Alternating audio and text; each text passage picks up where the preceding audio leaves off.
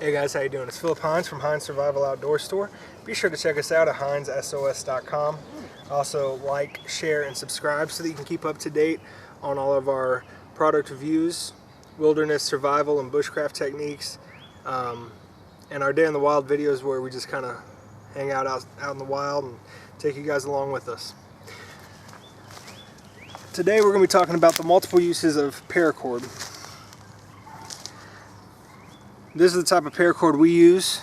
We sell 100-foot strands of this, and we also sell paracord watches, bracelets, lanyards, and rifle straps. So those are a customer by customer basis. We don't carry those on the site, but if there's something you want, just call us or email us. Let us know. We'll make it for you. Process the order as soon as you call it in.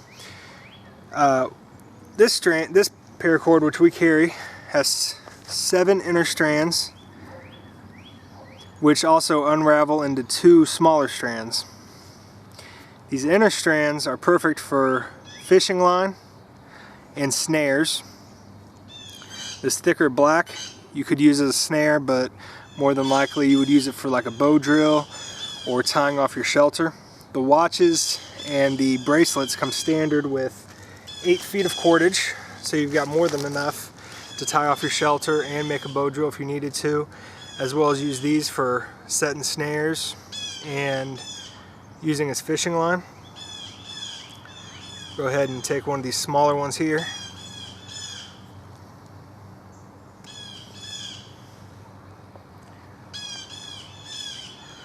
Now, like I said, these unravel into 2 smaller pieces.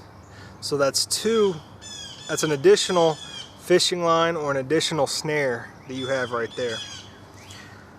Let's go ahead and take one of these, and I'm just going to kind of wing it. I'm not going to really measure it, just guessing, cutting here.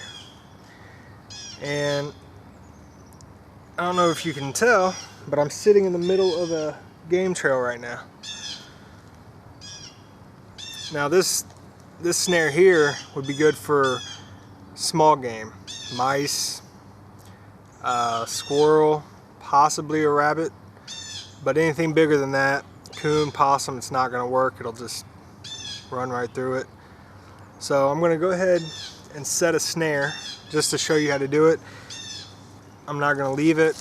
I'm going to tear it down as soon as I finish, but just wanted to show you guys how to set a snare with one of these, show you one of the many uses of it.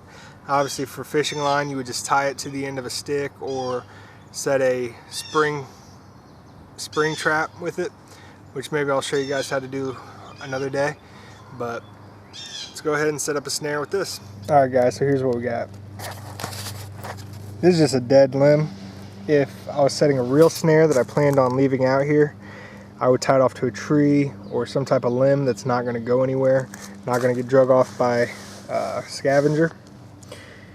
I just tied a few heavy knots into here and pulled on it and made sure it wasn't going to come loose. Like I said, I'm sitting on a heavy game trail. I can see a print here, a track here. I don't see any squirrel tracks, but obviously you would look for a sign. There's another track over here. See if I can get a better shot of that for you. So you would look for a sign that they've been traveling through here. I just set this up. You can set it in the middle of the game trail, or set it someplace where you see tracks coming through here. I'm sure that squirrel do. Something obviously does because there's a track there. So you would set that there, and then I just kind of hung this off of 2 loose sticks, just because it's not very high off the ground. Now it's not wanting to cooperate.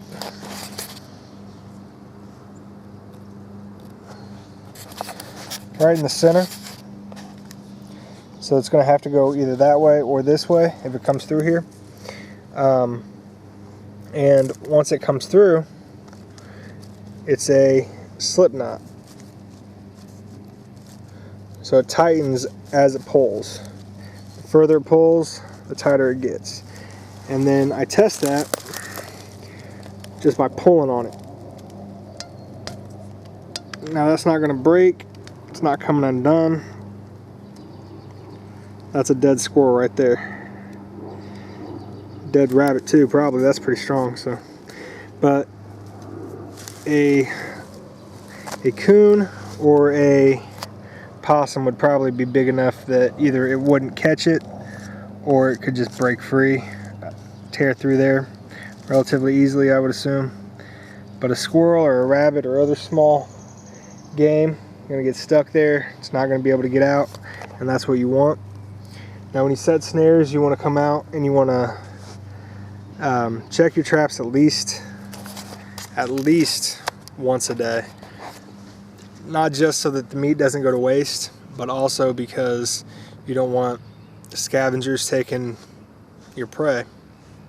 Out here, for instance, we have foxes, we have coyotes, we have coon and possum. So if there's a dead squirrel here and I'm not here to claim it, something else will.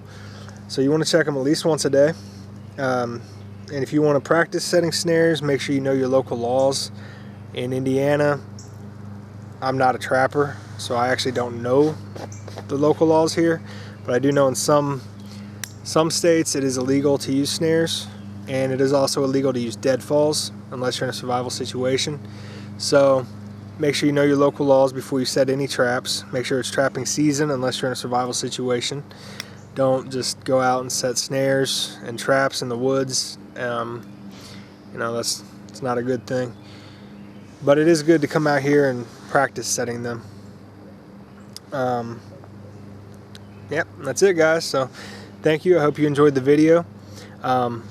Post a video response or some type of response showing how you set snares, your favorite places to set snares, your favorite types of snares, because there are multiple. And thank you. Have a great day. Be sure to like, share, and subscribe so that you can keep up to date on all of our product reviews, our Day in the Wild videos where we do things like this, and our how-to on wilderness and basic bushcraft survival.